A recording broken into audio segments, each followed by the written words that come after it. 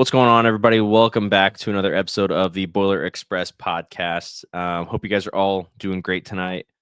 Today was a really good day. Today we got to hear from Coach Odom himself. Got to hear from Babinski. Learned a little bit about Odom's contract, what that looks like. Just got to kind of hear more about Odom's philosophies and the kind of guy he is, or the coach that he is, and everything.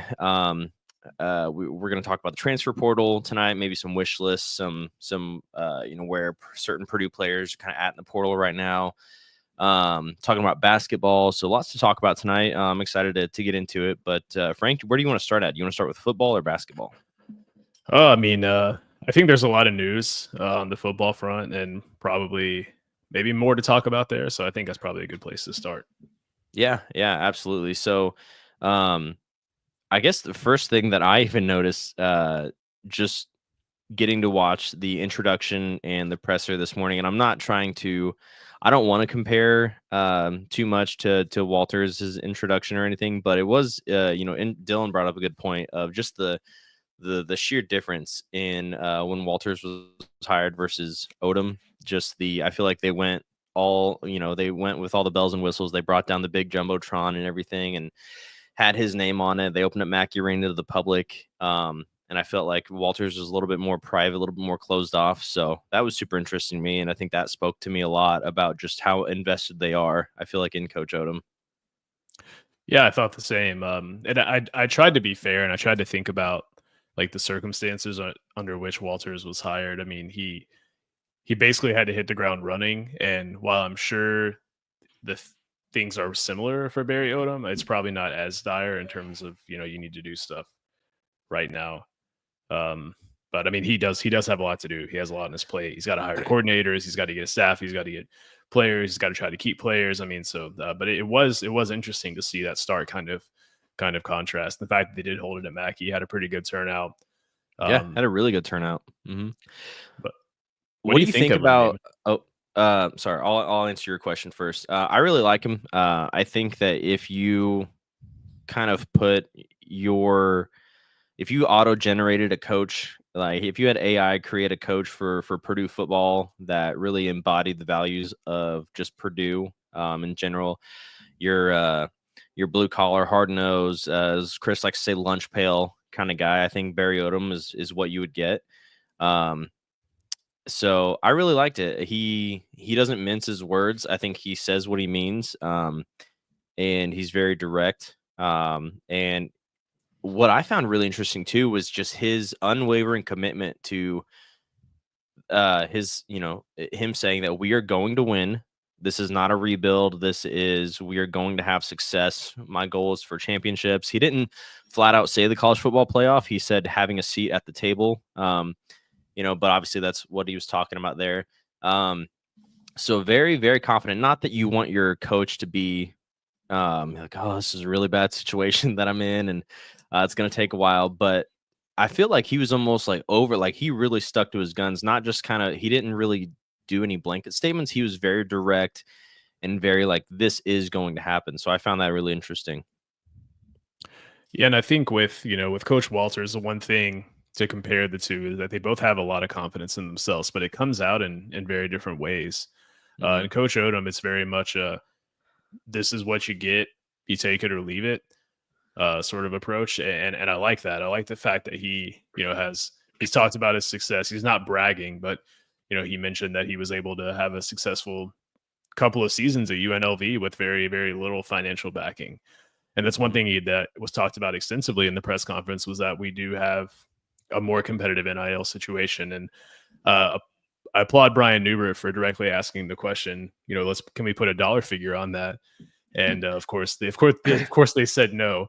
But Babinski did say, and I was impressed by this, that it's not a hard dollar amount. It's not this is our football budget and it is written in stone. It is a as needed basis. So if we need more, there will be more. And I thought that was pretty cool. Yeah, I thought that was really interesting. And I think you maybe mentioned it, or somebody did in our group chat, of just maybe what Walters was thinking while he was reading the paper or listening to the video, if he did, who knows. But here's such an unwavering commitment to football. Not that there wasn't commitment to it last time, but to say basically, I mean, in one way or another, basically saying like Odom's got a blank checkbook and we'll do whatever we have to do to get the coaches that we need, and bring in the players that we need as well. So, um, and that's something too that I think not just Odom and Babinski, but everybody, Mung Chang, Mike Berghoff, everybody that went up there was really pushed that like we are committed to football, we are committed to athletics, and we're going to invest. I think Mung Chang said we're going to invest in athletics more than Purdue ever has. That's interesting, and I think that that's really really good to say right now when the average fan, let's say, isn't feeling great, isn't in a position where they are feeling confident in the university's backing. So to say that and to basically offer that reassurance was what was really cool. But I did want to ask a question. Yeah. It's been talked about, it's been rumored. Some friends of the pod, provided this information to us, but he it seems as if Coach Odom is kind of a hard nosed guy, and supposedly, according to rumors, he kicked some players out of his introductory meeting with the players for being on their phone and for not paying attention. How do you feel about that? Are you okay with that? Do you think that's crossing the line? Yeah, I think it was like being late, being on your phone, stuff like that. Um, I think that it's a I mean, so overall, I like it. Overall, I like that, like, hey, we're setting a standard here. This is a business, basically. We expect like he was very adamant about like habits, champion habits. And that's something that he really drove in like his presser and his introduction to basically the fans and everything. And in a lot of YouTube videos that I watched of him as well, he was at some like American football coach conference or something like that not too long ago, and he talked a lot about the habits of being a champion. And so overall, I think it's awesome that he is right off the rip like not gonna put up, I guess, with anything less than like championship habit material. Um, on the other hand, I think that's a really interesting way to like introduce yourself to the current roster.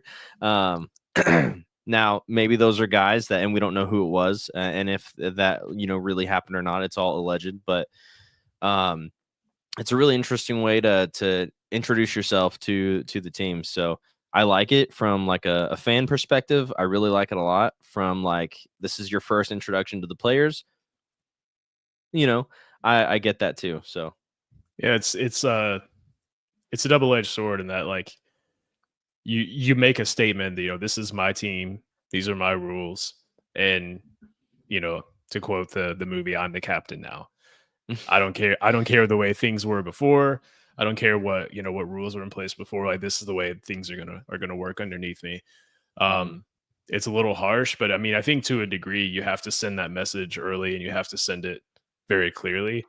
And I think that just he's probably doing some weeding out, if I had to mhm, guess too, who's not going to fit. So let's go ahead and start these conversations and start instilling these ideas in these players' minds ASAP. That if you're not the type of person that's going to flourish in my system, then get in the portal. I mean, so he's not doing the Deion Sanders approach, but it's more of a I'm going to show you what I'm about. I'm going to show you who I am. And that's the way I took it. Again, assuming all this is true, which it may not be, but yeah, absolutely. I took it that way as well. And I think too, he runs. It seems like, and obviously he's got the experience. He's got 6 years of D1 coaching experience, head coaching experience. So he's been around the block. He kind of understands it a little, maybe a little bit better than Walters did.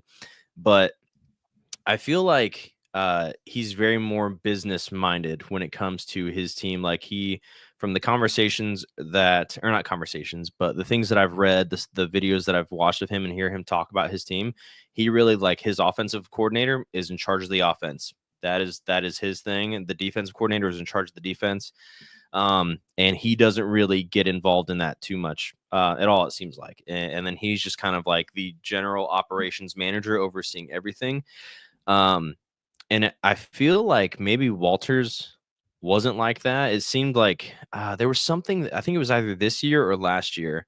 there was a comment that a player made about how they're starting to take practice more seriously now. Do you remember what I'm talking about? Mhm. Like, Yeah, I do. Yeah. yeah, after like a really bad performance, and it's like, shouldn't you have been taking it seriously this whole time? Like, Yeah, I uh, mean, and there are comments after I think it was the week 3, and the coordinators and stuff were evaluating like are we really putting guys in positions to succeed, and that's what I mean. That's so I don't think we're gonna see anything like that out of this that was this another coaching staff. thing that he said that I was really happy to hear him say, is he said, you have your scheme, you have your goals for what you want your team to look like, but you have to take what your players can do now, utilize that to the best of utilize their strengths while also being a great teacher and eventually shifting your team to like what your vision of it is. And I think that, at least in my experience, in what I can remember, was like an area that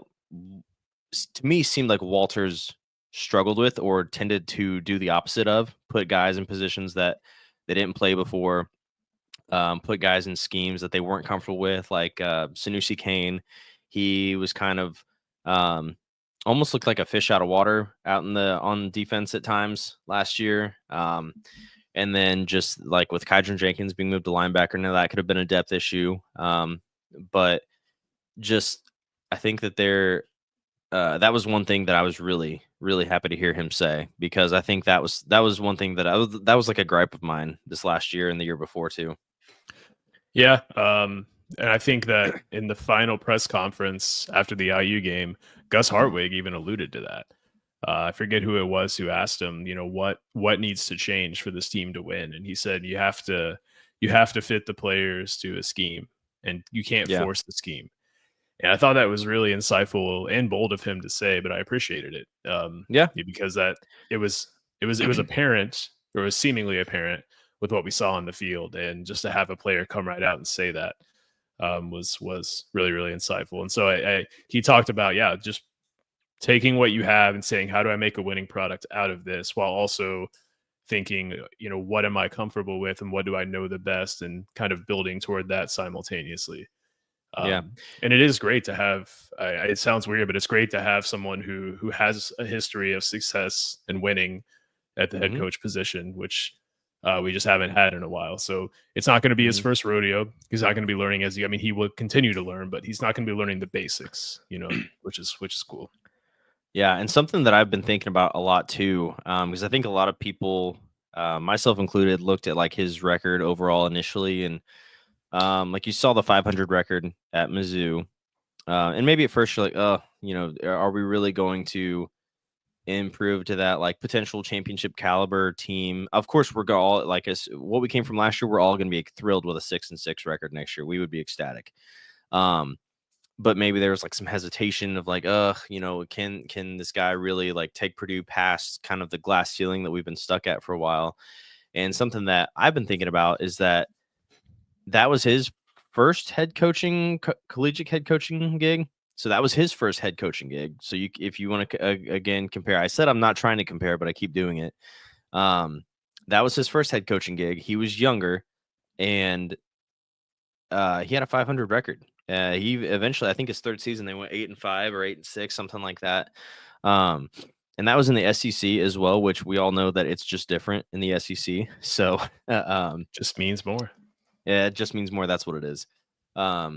So I'm really excited just thinking about that. Like, obviously, the Big Ten has started to contend very equally, I feel like, with the SEC. And so this is not his first rodeo. This is not something he's going to be unfamiliar with. I feel like Mizzou is pretty comparable to like Purdue in the if you want to compare like an SEC school to a Big Ten school.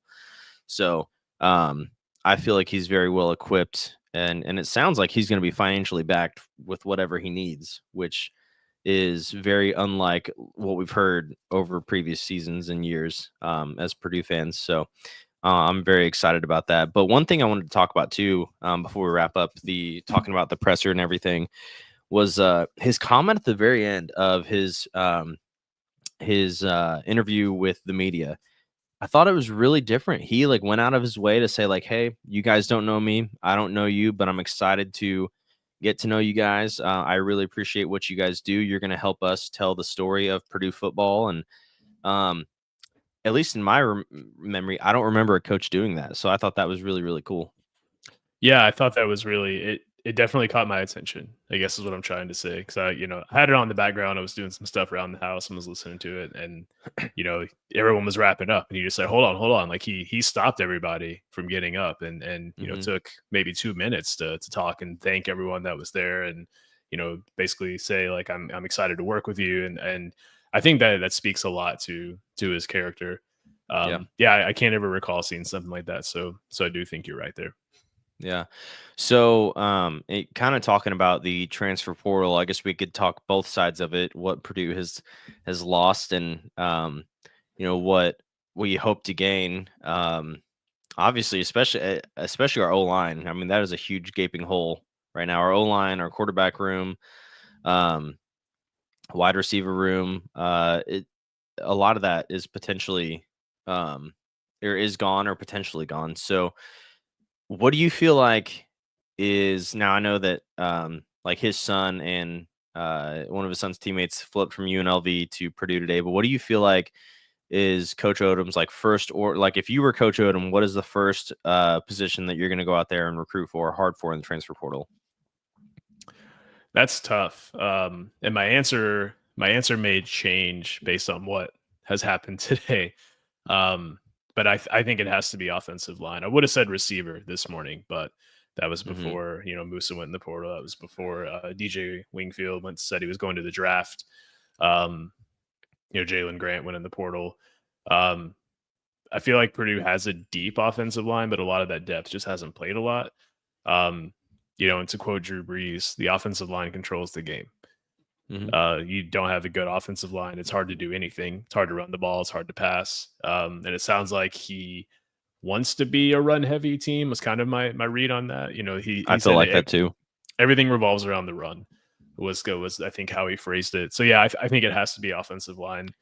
But then a quick turnaround after that, it's got to be receiver in my book. Just Yeah, we were in a and I tough would position agree with you already. too. I would agree with you too because the offensive line as well. It's not like he can bring Purdue guys back out of the portal. A lot of those guys are graduating. A lot of those guys are going to the NFL. Gus, Marcus, DJ Wingfield. So that's three of our starters right there. So, and then Musa is gone. He's at Louisville now. Um, so yeah, he absolutely needs to get an O line. Really, just at this point, it's like just needing bodies. I don't know the depth of our O line too much past the starters because they didn't really play. I think that's something we talked about a lot over the years. So um, it's going to be really interesting. Like, just imagine if these guys that hadn't played all year just end up being this incredible O line. That's just um, We've seen it happen before, though. As crazy as it sounds, with yeah, skill positions too, with receivers. I can think of some receivers who didn't play a lot under Hazel, and then as soon as Brom came in, were great receivers, and yeah. they'd been there the entire time. So it's all about how you go about using them. Is really the key there. But it'll be really interesting to see just how everything plays out. Because what do we say? 18 players in the portal as of right now. I think so. That number, I could be wrong with that. I thought I saw 18 at one point in time somewhere. But um, one thing that, as far as so I've got a little like transfer portal wish list right here that I've been working on. And as far as O linemen go, I really didn't get to the O linemen too much. I got really fixated on quarterbacks yesterday when I was doing all this and spent a lot of my time researching on that. But a couple, one that especially that I would really like, especially at center, is Brady Wilson. He is played at UAB, Alabama Birmingham. He's I think ranked third in PFF, like as far as centers go overall, and he's gotten, from what I looked at yesterday, he's gotten some like decent offers, but nothing that really Hmm. stood out to me. Nothing that I feel like Purdue couldn't match or even do better than. So that's one that really stuck out to me for the O line. I didn't really get into a whole lot of other O linemen. One that I saw that a lot of bigger schools are going after is Josh Thompson out of Northwestern as well. Yeah, So he's seen his he's name a gaining a lot. lot of he's getting a lot of interest. So unfortunately, O line I don't have a ton of names here. I only have the two, but quarterbacks I've got quite a few names here. Um, see. Oh, Caleb. I love when Caleb comes in here. So we got a comment from Caleb. So late to the party here, guys. But what is your brief feel about Odom? Obviously, we're all rooting for him. But what's your quick feedback on the hire? I like the background and old school natural or nature. But I'm curious what the offensive plan will be if Dean Hart is right that offensive coordinator probably won't be coming. So Frank, if you want to take that. Yeah. No, we touched on it here a bit, but I like the hire. I'm trying not to get too high right now. I'm probably a bit jaded, and my mindset's probably a bit skewed due to the previous coaching regime, obviously. But talk is cheap. It's easy to stand up there and say, we're going to be competitive, we're going to win games, and we're going to do it immediately. This is not a rebuild, and it's another thing to actually do it. Right. And not saying he can, not saying he won't. I'm just saying that's when my excitement will start. Right now, I'm just trying, kind of looking at everything with a analytical and I don't want to say skeptical, but open minded eye. I think is probably the best way to describe my feelings in terms of the offense. Yeah, I mean he's been pretty tight lipped about what who his staff is. It sounds like he has some guys already ready to go, and some are still in the works. I mean, I know the Brendan Marion is obviously the guy everyone wants due to the innovative offense that he's run there at UNLV. It's actually pretty cool to see. It doesn't sound like he's going to be coming, and it sounds like he's a candidate for some head coaching jobs. Actually, I mean, given that, I think he's going to want to find someone who runs something similar. Just given that it's what he's had a lot of success with. Now that is a very unique system, but something misdirection heavy with a lot of different option heavy sort of offense, something with more heavy personnel, I think is what he's had a lot of success with. So I think he's going to look to hire someone who's done that. That's just my opinion, though. We don't know anything at this point concrete. Yeah, and I'd say, to my opinion on the guy too, really liked it. I think he is like, I think I said earlier, he's like, if you put like the characteristics of a coach that you'd want at Purdue into like an AI generator, I think it would kind of spit out Barry Odom. Of course, he is monikered as like this defensive guy, but obviously he's got the proof is in the pudding there. He's had some pretty high powered offenses as well, like you talked about at UNLV. So I'm excited. I think, and Frank, I think you mentioned too, like he really didn't back down at all from like, we are going to win. It's going to be a quick change. Did not, and of course, like I said earlier, you want your coach to be positive and you want him to be confident, but he was almost like dead set on like, we are going to be a winning football team next year. Now, what that objective definition of that is for him could be a lot different than it looks like for us. For him, maybe that's 8 wins or something. We would all freak out if we won 8 games next year. We would all be happy if we won 5 or 6 games next year. So I think that it's pretty. I'm excited. I love his confidence. But like a presser is just a presser. It's easy to win the press conference, but it's all about when game day happens and and all that. And he did make comment too that a lot of his players are, or not a lot of his players, sorry, a lot of his coaches are coaching in bowl games or even in the college football playoff, which is something that piques my interest as well. So I'm excited. I'd be curious to see how all that unfolds, just given these guys are in bowl games and the timing and all that. And obviously we have to know who our coordinators are before we can worry about recruits staying. I mean, so there's a lot of order of operations, and I'm glad I'm not having to make those decisions. Yeah, and that's one. I think that was a question that I had for you maybe earlier, but it slipped my mind. Is that, the way that he's starting at Purdue, at least from what information's being given to us through the media, is very different than Coach Walters. Coach Walters hit the ground running. I think he flew to Texas like that next day, or the same day, and got picked up Hudson Card. Whereas it seems like anyway, Odom, he's coming to Purdue. He's trying to get a feel for like the university, meeting people, talking to students, wanting to get to know his players that he currently has right now. He's also putting together his team. So I'm wondering, because there's so much push for like, we got to do this now. We got to hurry up. We got to hurry up. We got to do it all. But it seems like he's really taking his time. So I'm wondering, it's going to be interesting to see what that looks like come, this time 9 months from now when we're getting ready for our first game. So it's like starting out slow and steady to build a good foundation. Is that the formula? And then you go out and recruit and do your thing? Or is it, you hit the ground running as soon as possible and try to get everybody in here as quickly as possible? So it's going to be interesting to see how that plays out.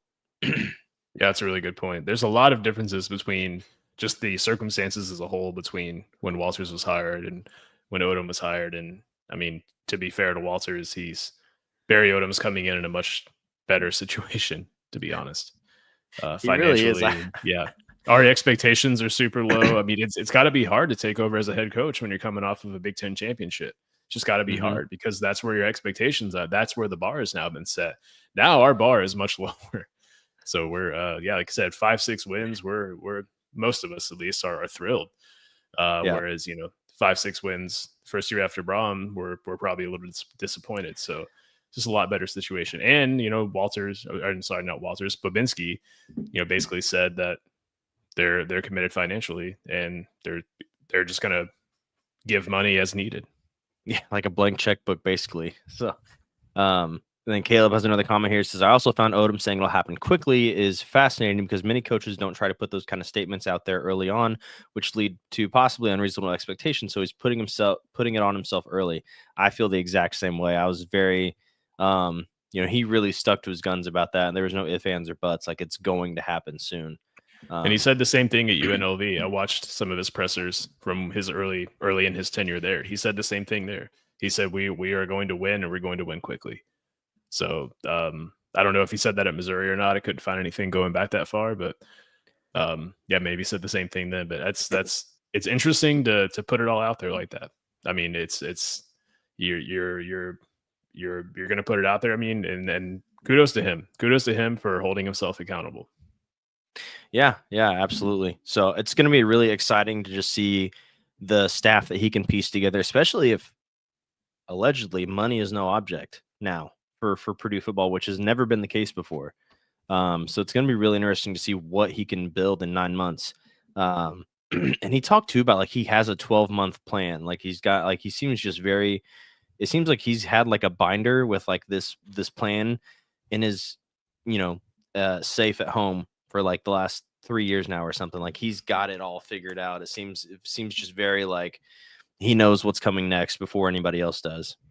It's almost like he's been preparing for a while, which who knows? Yeah. Who knows? Absolutely. But to get back to some quarterbacks that I really like, that I would like to come to Purdue. Where'd it go? So I've got Mikey Keene here from Fresno State. He thought he had a really good game against us last year in the opening game of the season. I don't know why. I thought he was a better runner than what he was, and I looked up his stats. I think he's in his career ran for like negative 379 yards. So he is not the runner that I thought. I don't know why. I thought he was like quick and shifty and stuff, but he was not the runner that that I thought he was. Got a comment here from Caleb asking about the cell phone in the first meeting. Yeah, we did touch on that briefly, Caleb, and I think Damon and I both agreed that it's definitely different, and we like it. I mean, it's you gotta you have to make it known that this is your team and you're the captain, and what you say goes. And I think that's a good way to do it. And I think it's a good way to weed out people who maybe aren't going to flourish in that system. So you have to put it out there early. You have to put it out there clearly. And I think I fully support him doing that. Yeah, absolutely. And then a couple other guys, obviously Ryan Brown would be great to return to Purdue. Frank and I were talking earlier. We just feel like, he could really develop well under this offense. Pending, I don't know that it's pending that Brendan Marion is the offensive coordinator. It feels like it's more of like what Barry Odom is looking for anyway. Is that kind of running that play style. So I think Ryan Brown could really flourish in this. And then guys that are in the portal, dude, if I had to create like a top 4 wish list here, be Devin Dampier from New Mexico. I think he's probably going to go to Utah because I think their head coach is the offensive coordinator at Utah now. Anthony Colandrea from Virginia. He had a really good year. He got benched the last game of the season. Not sure why. But he also had like 500 and some rushing yards, I think, this year as well. So I think he could do well. And then Thomas Castellanos from Boston College. I think he's another one that can run the ball, can throw the ball. It's kind of a package deal there. So if I had a wish list for quarterback at Purdue next year, it's going to be one of those guys. Yeah. So to be honest, Castellanos I'm familiar with, and Mikey Keene I'm familiar with. I've watched them play, but outside of the rest of those are names I didn't recognize. But I know you wanted to prioritize guys who were more of the dual threat, right? Is that correct? Mm-hmm. Yeah, just because it seems like that's what Odom does well with is guys that can run, but also be able to throw the ball.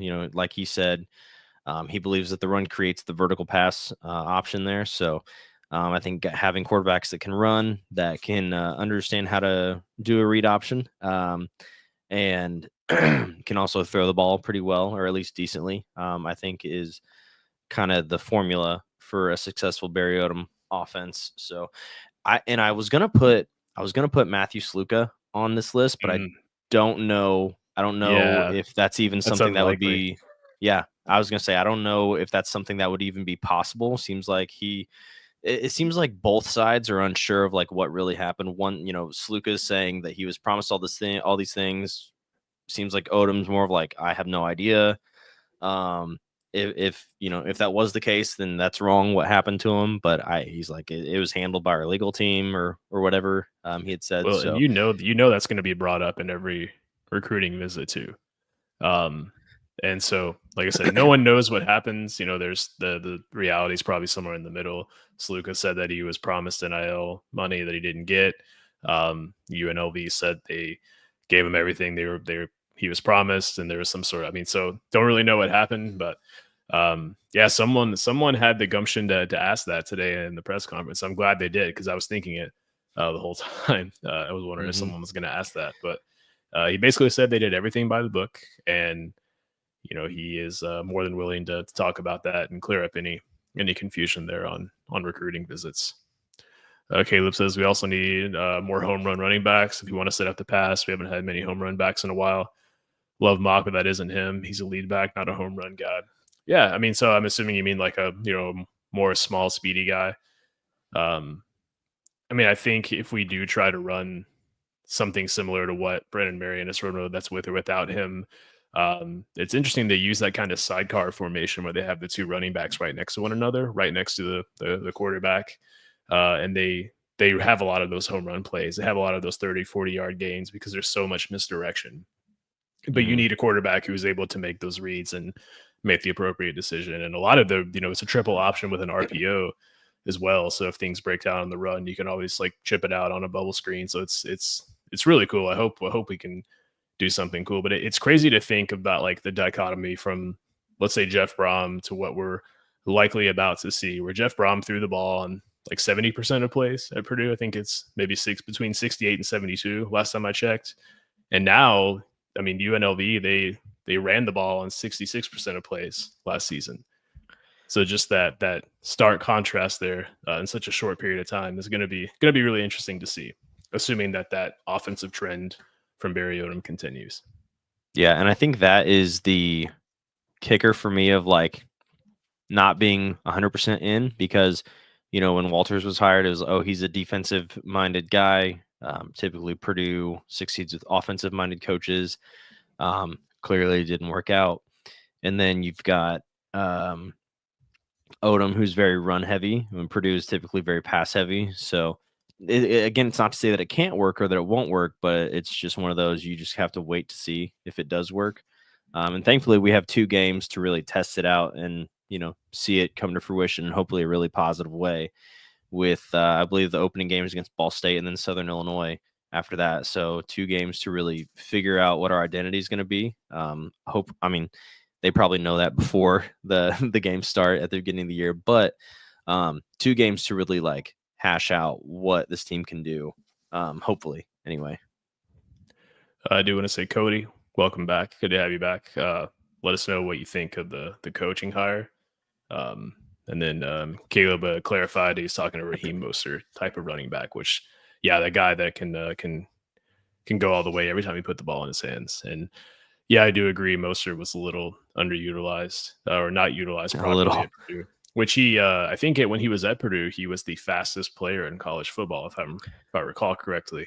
That's And crazy. we couldn't find a way to win games with him. Sad.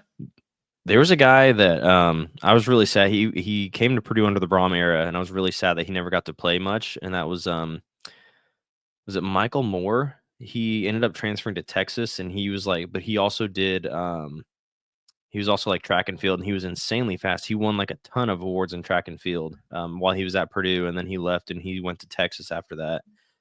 There's something more. Yeah, Marcellus Moore. Marcellus, yeah. Yeah, He was Marcellus Moore. insanely Okay. fast. Yeah. Yeah, he was. He was, yeah. He was a DB, if I recall. Mm-hmm. Yeah. Yeah. So, yeah, and then like I was thinking about wide receivers in the portal, but I don't. It's weird to say, but I don't know if like obviously you want to have a good wide receiver. You need to have a good wide receiver to have a successful offense, but I don't know how important and like an elite wide receiver is, Oh, or and just somebody that can get open and downfield. I've done a lot of looking into Brendan Marion's offense, Mm-hmm. just under the assumption that he's coming to Purdue along with Barry Odom. Don't know if that's true or not, but his offense is centered around only needing one deep threat, and that was the Okay. reason that he designed it. He kind of designed his offense to be run for teams that are kind of physically outmatched. So if you have one deep threat to basically clear out space, then you can run all this misdirection underneath is kind of the central philosophy behind it. Now, obviously, he's a former receiver, so he wants to throw more, but his offense can work according to him with just one deep threat. Obviously, I want Purdue to have as many deep threats as they can get, but um, that's just an interesting thing to keep in mind there as things unfold and we talk about potential offensive coordinators and offensive schemes. But Yeah, I'm really excited to see just the whole team that he puts together. I'm really excited to see what he comes up with there, and it sounds like potentially that I don't remember what his name is. He currently works at Purdue in recruiting. Something Key. He used to play at Mizzou when Odom was the head coach, and I think now he's like he like works in recruiting and scouting for Purdue. So I wonder if he's going to end up staying on the roster just because they have that previous relationship or not. I'm not 100% sure, but yeah. and so how do you feel about Coach Odom and Coach Walters' relationship? Um, yeah, I mean, I think it's cool that they have so much experience together. I think somebody on social media, and maybe even Odom said during one of his interviews that he actually contacted Walters about the job and everything, or they've talked, since he's taken on the role as head coach, which I think is cool. I think that Walters can provide that insight, but I think Frank, you made a good point of like hoping that he doesn't, f- you know, I think you said like fully latch on to Walter's view of his players and um, yeah, He can't let it like he can't let it blind his vision. Okay, this guy has these strengths and weaknesses. This guy has those strengths and weaknesses. I'll keep what you said in mind as I evaluate players. I think it needs to hmm be the mentality and not take it as fact. yeah, Um, and I mean, and I'm sure he's an experienced guy. I'm sure he won't, but I think it's commendable of Walters to do that and to have those conversations. He certainly didn't have to, but I mean, obviously you want they have a good relationship, but it's just an interesting predicament, interesting scenario to have a guy now get hired who is basically at one point in time the quote unquote mentor of Ryan Walters. So it's just it is odd, but I find it strange that those two he's been open about the fact that they've had conversations and talked about the roster and talked about Purdue but it's good because there won't be any surprises. Is my main right, takeaway from it. yeah, and I think I was listening to the Boiled Sports Report, Boiled Sports podcast, the Handsome Hour. yesterday, or no, I was listening to it this morning. And Jay Money made a really good point of like, there's like coaches are like college coaches are like a fraternity. They talk all the time. They have each other's back. That's why you could see a coach have a really down year and then get picked up almost immediately by another school, because they've got that support there. And so there absolutely is like no, like Odom definitely called around, was like, hey, what do you think about this job? What definitely got the input from guys around the country, I'm sure. So he absolutely knows what he's coming and getting into. But it sounds like, at least from the stuff that Babinski is saying, that Chang is saying, that this is going to be, I hate to say it because it sounds so cheesy, but it's going to be different this time because of the financial backing that football is now going to have.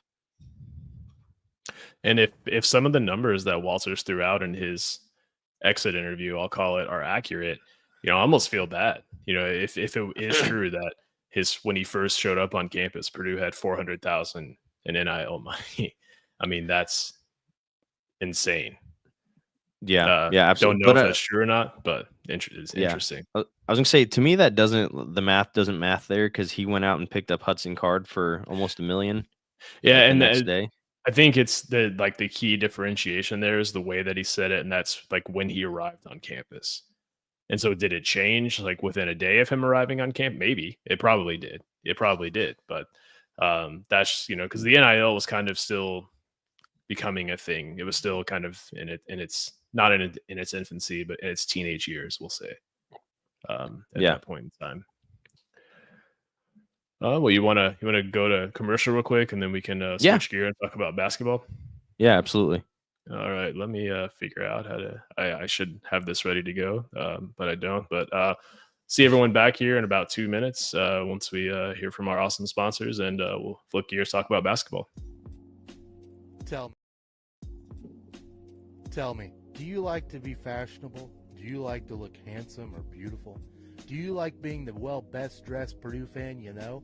Well, guess what? We got just the place for you. It's called martinvintage.com. And if you go there, you will find the best in Purdue throwback designs on the market. I'm telling you, if you want it, they got it. Basketball, football, Purdue Pete logos, anything and everything. And if you go to martinvintage.com and use code BXP at checkout, they'll throw you 10% off your order. Now, that's a great deal if you ask me. Tell them that we sent you, and they'll say, hey, you have slightly above average taste in podcasts. Here's 10%, because they're friends of the program, and we can't thank them enough. Again, martinvintage.com. Use code BXP at checkout for 10% off. Boy. Attention all college basketball enthusiasts. Are you tired of just watching the game and ready to dive deeper into the stats and strategies that make college basketball so thrilling? Introducing CBBAnalytics.com, your ultimate destination for college basketball analytics. With CBBAnalytics.com, you'll have access to the stats and insights that you need to take your love for the game to the next level. From shooting percentages to player efficiency ratings, CBBAnalytics.com has it all. Get detailed player profiles, in-depth team analysis, player and team shot charts, and even in-game trends available all at your fingertips. Do you want to know how well Purdue shoots above the break threes with 10 or fewer seconds left on the shot clock? CBB Analytics has you covered. You want to see how different lineups perform in different situations? CBBAnalytics.com has you covered. You can get a free tier subscription, which allows you to see stats for just one team. But if you truly want to elevate your game knowledge, be sure to check out the Pro Tier subscription, which allows access to all 362 Division I teams. One of our favorite features is the in-game streaming system, which displays real-time stats, analytics, and even shot charts during live games. If you're ready to expand your basketball knowledge, check out cbbanalytics.com today. Love that. And then music. shout out to Cincy Blitz boards as well. Go get your Blitz board. Check them out. They're awesome. One quick comment here from Nick. Apparently, Purdue is backing NIL, investing $20.1 million into football alone. Would love to know more about that. Hopefully, that's true, because that'd be awesome. Yeah, I think Babinski, that was a question that somebody asked him, like, in the presser, of like, what exactly does that look like? What's the like they wanted exact details about where all the money's going, and he wouldn't give that, but he did say it's, around the ballpark of like $20.5 million that they're willing to allocate towards I think that all was that. across So, all sports. I think it was my takeaway at least. oh, okay, So like okay, every school has the same cap. They can't spend more than 20.5 million in NIL, but I'm sure there are ways around that. Some of the numbers I've heard are far above that. So right, yeah, right. well, as more information comes to light, we'll be sure to talk about that. But basketball, I think we left off last week briefly touching on Penn State. Purdue played Penn State. Damon, what'd you think about that game? Yeah, that's a burn the tape game. I think that was the game that what we talked about before the season started of like this team is going to have real, games that they should probably win. They're going to lose, and it might look ugly. And I think that was an example of what that is, or what that could look like. Just a lot of turnovers, just a lot of ugly. It just felt like nobody was on the same page for a lot of that game. So I think that was just one of those games that we talked about that's probably going to happen this year. And we got it out of the way in December. So I'm excited about that. Just got it out of the way. It does make me wonder how well this team can play on the road. I know that technically they've won on a neutral site. I don't count that as a true road game. But both true road games that they have played in, they've lost by 15 plus. So, which again, they've played really good opponents in Marquette and Penn State, but it does make me wonder how well this team can play on the road. Yeah, I think if you were to tell me before the game Purdue has 24 turnovers, I would have said that's probably a 30-point loss. And the fact that Purdue had 24 turnovers and only lost by 11, I see that as a win. And I mean, obviously, you don't want to turn the ball over 24 times. You don't want to turn the ball over 12 times.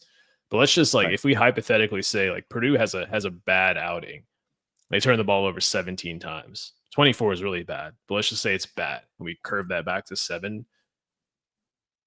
Purdue's probably in a situation where they can win this game. I mean, it's to me, that's the way I think about it. When you think about there are 24 times where Purdue came down the court, didn't even take a shot, gave the ball directly back to Penn State. How many points off turnovers did they have in this game? Which, oh gosh, it's probably a lot. It's I'll tell you here, it's not. I'm not a huge fan of points off turnovers because it's kind of a silly stat, but because possessions alternate, but they had 32 points off of turnovers in the game. Wow. Yeah. So if you were to tell me those two things in isolation, I assume it's a 30+ point loss. But I think that Painter did an interesting thing at the end. He played with some different lineups. I can talk about the lineups here. So, the last 7 minutes of the game were CJ Cox was on the floor the entire time. We saw Waddell for 7 straight minutes. We saw Berg for 7 straight minutes. And that lineup did some good things. I mean, CJ Cox already scored 7 or so straight. Will Berg was plus 14 on the game. So that, to me, I thought that was interesting. And that Painter said, I imagine he said, this game's over. It's in the bag. Let's see who steps up and put those guys out there.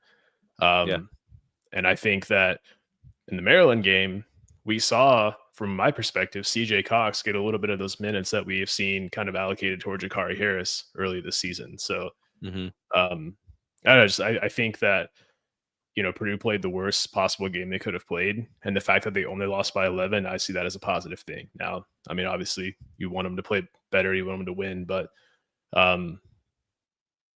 I just see this as a game that you have to take that as one positive thing away. But Painter got a technical too, which is crazy.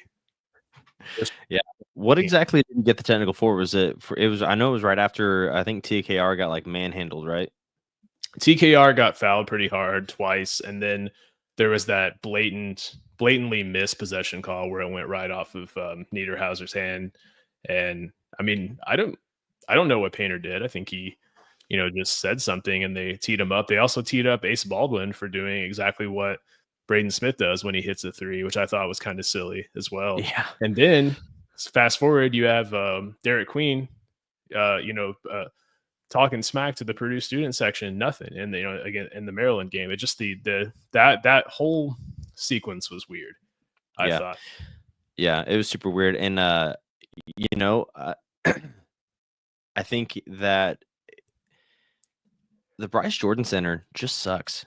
It does. It's so big for a college basketball arena. And I'm not saying that Purdue lost because they played in a crappy stadium or arena or anything, but I feel like that always plays a part in how Purdue plays at the Bryce Jordan Center. Not that it's just it's a completely stark difference from Mackey Arena and most of the Big Ten schools that they will go and play at.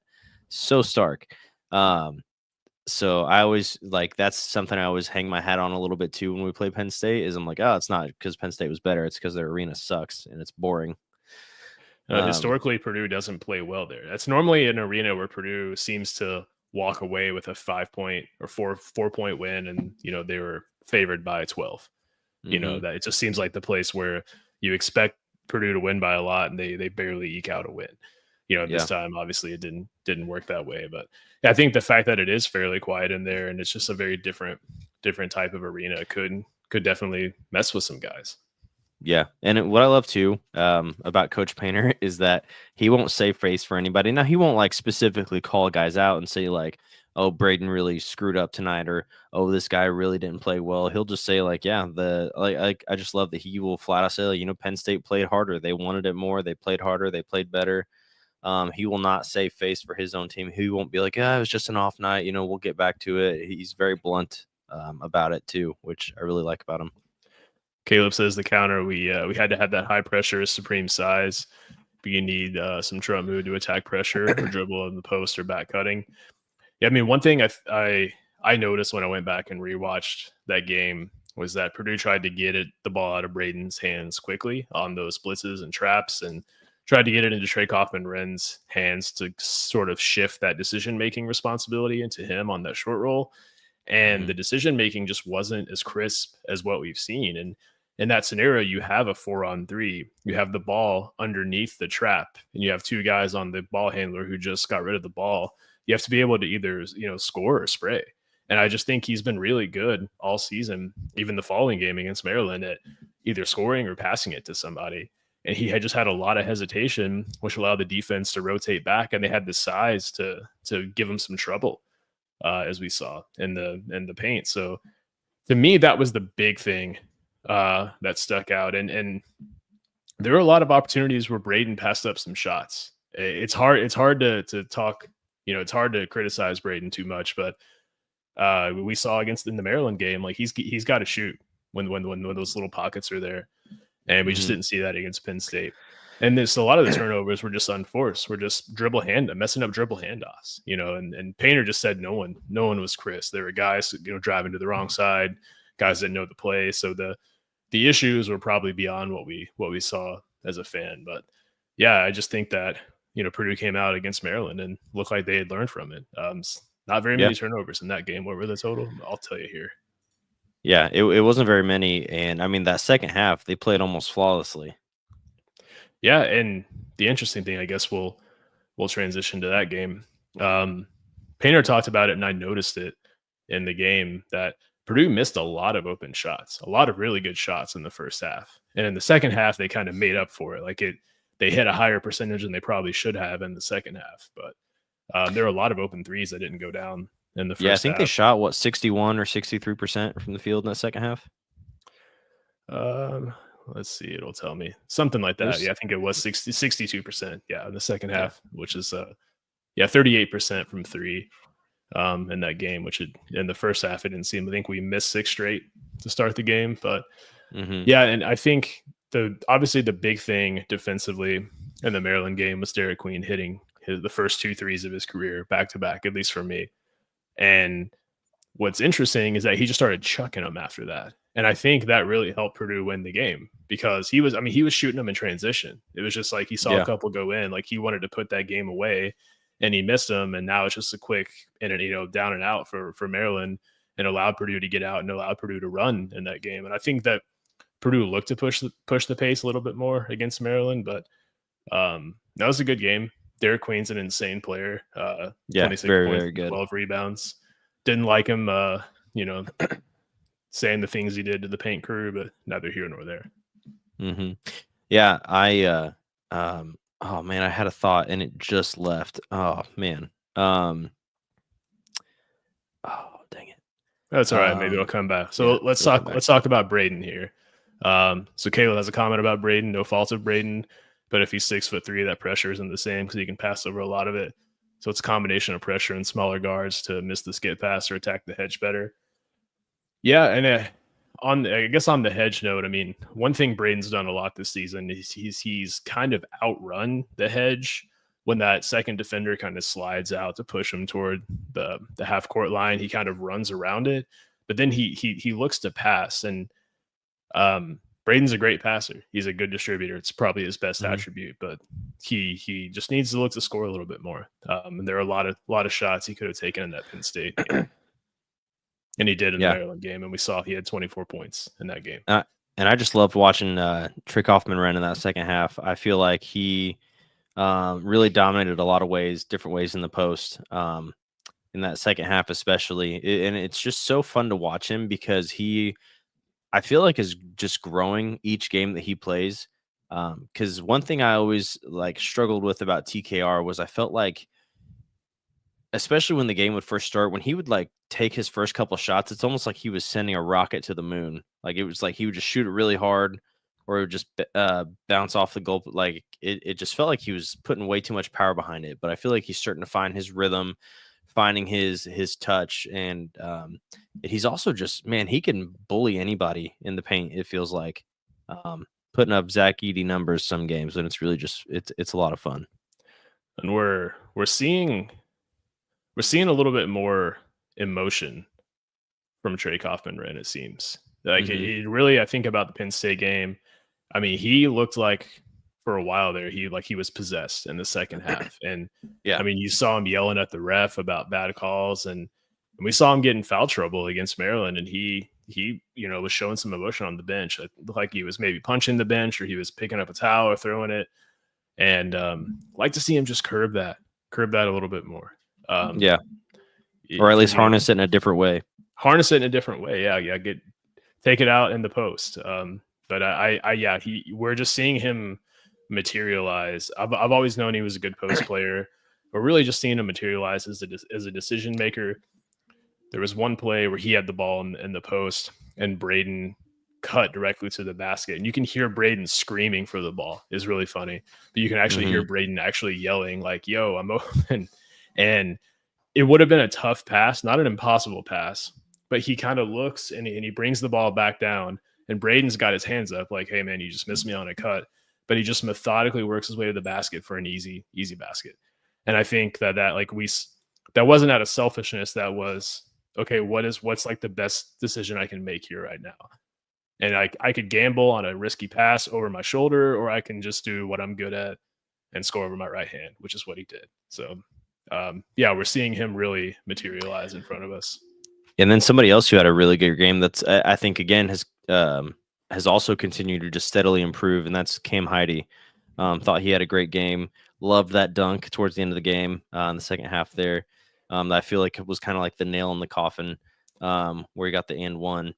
Against the press break with under a minute to go. Yeah. Caleb hit the nail on the head here. I'd like to see more baseline drives from Heide and Colvin. Agreed. They both have great finishing ability, which we just haven't seen yet. And I feel like, between Heide and Colvin, you just pick one. One's going to have a good game. One's going to kind of be more of a role player. And it's just going to seesaw back and forth all season. And I'm okay with that, as long as they're okay with that. Cam had a really good game offensively, defensively. CJ Cox had a few turnovers, but looked really good from a ball handling perspective. Just a good all around team performance. We haven't talked about Fletcher Lawyer. Looked really good. What was he? 3 for 7 from three, so 43% on the day. All of his threes were just kind of daggers, though. They really were, demoralizing threes, and a couple more of those go down. It's a whole different story. Yeah, I love the picture I think Purdue basketball shared of the reaction of Maryland's coaching staff when Fletcher got wide open for a three. They all knew it was going in. Yeah, Yeah. Like how we leave that guy open, but Maryland's got a really good team, and I think Purdue was a little fortunate that Julian Reese fouled out pretty early.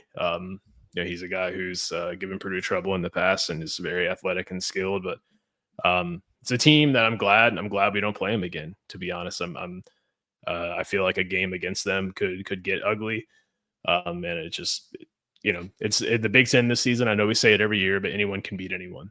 Purdue was handled by Penn State, and Penn State just lost to Rutgers. It's anyone's game any night. So I'm glad we don't play them again.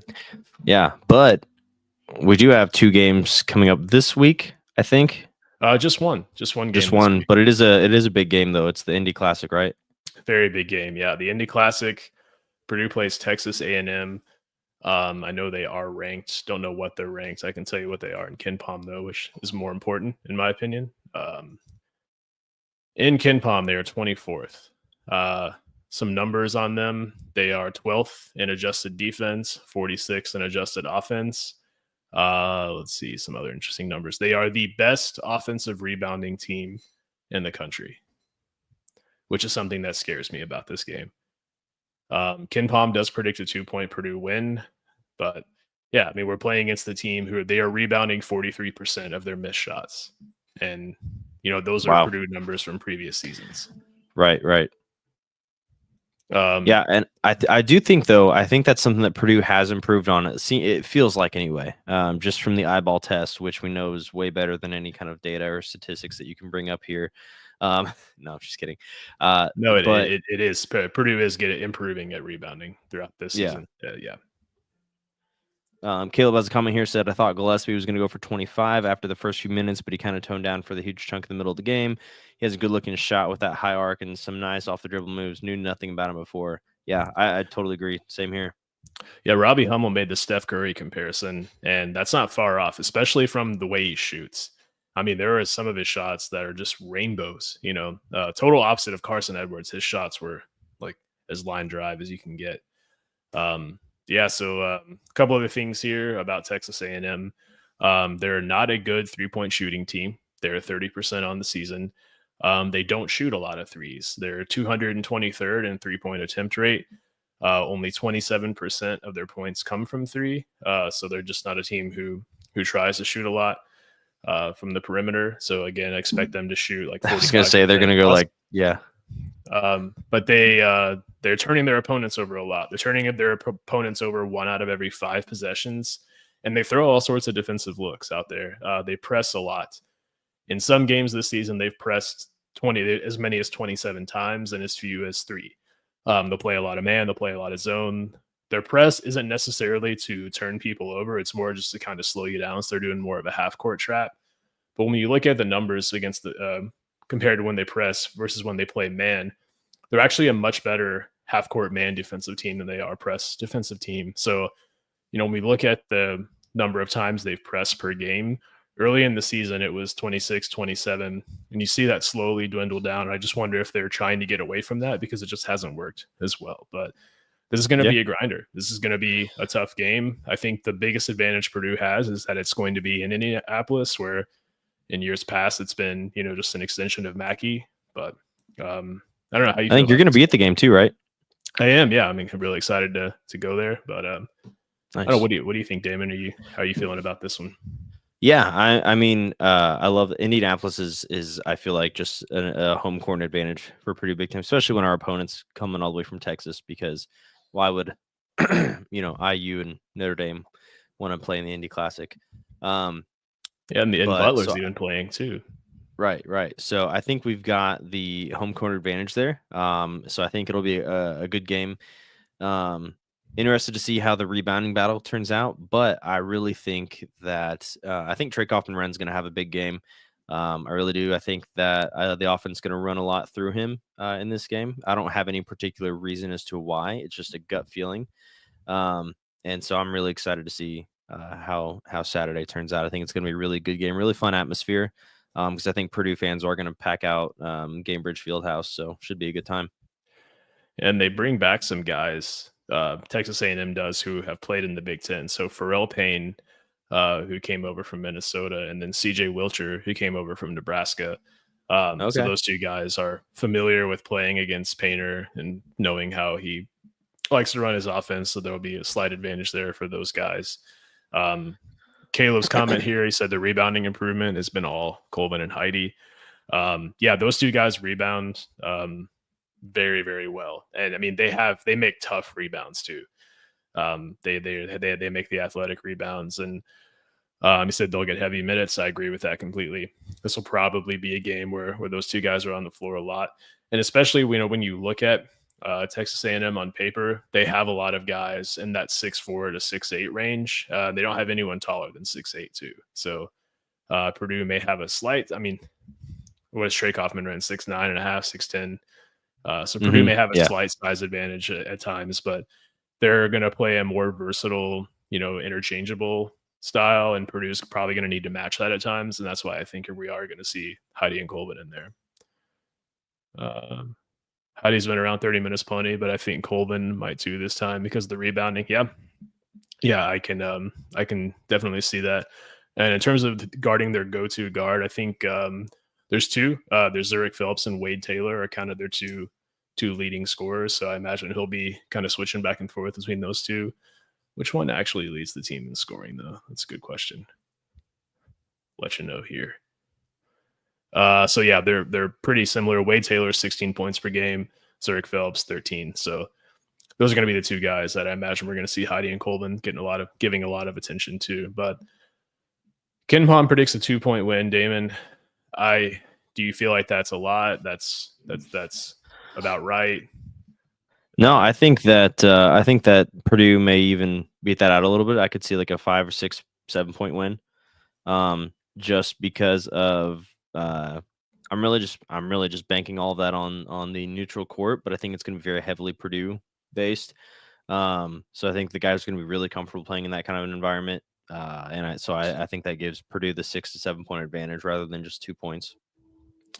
Yeah, I think that I can see Purdue winning this game by 5, so long as Purdue doesn't harm themselves and that being turn the ball over too much. So long as Purdue, can maybe get 5, 6, 7 offensive rebounds and steal some points that way. So long as Purdue can get out in transition and not let them set their defense. And I trust Painter, PJ, all the assistant coaches to have a good game plan in place. But just interesting when you look at Texas A&M's shot chart, a ton of their shots are at the rim. 40% of their shots are at the rim.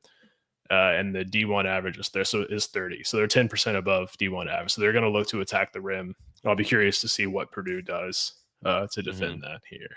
So Caleb says, tell me your thoughts. This is a game in my mind. I think Lawyer seems so exposed, but in those, he always seems to stand out the most.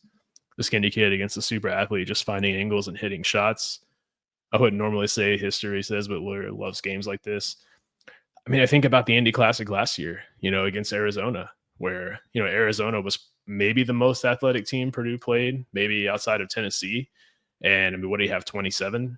Because, Edie and Braden Smith and those guys were getting all the attention and kicking it out to Fletch. So I can definitely see it. I can definitely see Fletcher being the kind of X factor in this game. But it's a great thing about this team. They're very balanced. We can attack in multiple ways. And I think that that they're going to have a good game plan. But I'm excited. I'm really excited to get to go to this game for sure. Yeah, absolutely. I think it'll be a really good one. So you'll have to send us some pictures from from your seats and everything. And if you guys see Frank at the game, give him a holler. Tell him to give you some random stat that only he would know about Purdue basketball. And I think I'm in section 13. So, and then before we wrap up here, one thing that I was thinking about, just with the new football coach being hired on, you think Painter's probably heard about what he's making I'm sure Painter doesn't care, but heard about how Coach Odom's just coming in making $6 million a year when Purdue just went to a national championship last year and he's making 4.85. I mean, if I'm Painter, I'm asking for a raise for sure. Right. No, I mean, football. Well, I don't know if football just not necessarily at Purdue, but as a whole, generates more revenue than basketball. Because Yeah. basketball, you Yeah, have I more mean, that makes games, but there sense. are fewer people. Yeah. So I don't know how at all. But yeah, Painter deserves a raise no matter how much he's making. It's not enough. Right. But yeah, I wonder Yeah. that as well. Just guy walks in first day, he's like, "Hey, I make more money than you." All right. But all right, guys. Well, thank you all for tuning in tonight. It was my first time. I think this is the first time I've ever done a 2-man show. In the history of the Boiler Express podcast, which I think we're also super close to our 100th episode. So that should be coming up here in the next few weeks, I think. So that's really exciting. Crazy. Exciting to see what culminates with football in the next week or so, at least with like filling out the staff, seeing how they hit the transfer portal, what kind of guys they can bring in, and really just seeing how all that plays out. Obviously, we're not going to be able to see the true ramifications of all that until next August when we take the field, when Purdue football takes the field again. But it's still exciting to see and to follow along in the offseason. So excited for that. I think we're all excited for Barry Odom, what he can do. And then we're excited for a Purdue basketball game this weekend where hopefully they get a win against a ranked opponent in a neutral court. And yeah, if you guys are in Indianapolis, go to the game, say hey to Frank, and yeah, have a good time and boiler up, hammer down. Boiler ups, get the win.